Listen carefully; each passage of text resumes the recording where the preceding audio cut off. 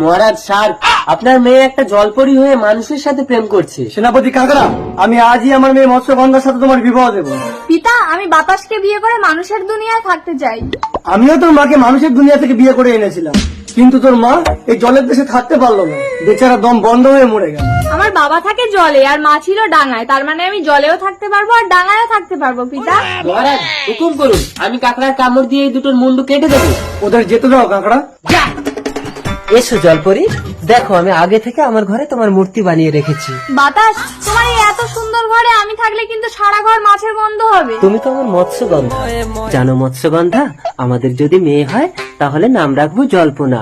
আর মৎস্যগন্ধা, আমাদের ছেলে হয়েছে মৎস্যগন্ধা, কিন্তু ছেলে এত কাঁদছে কেন? আমাদের সন্তান ডাঙায় বাঁচবে না বাতাস, দাও ওকে নিয়ে আমি জলের দেশে চলে যাব। মৎস্যগন্ধা চলে যা।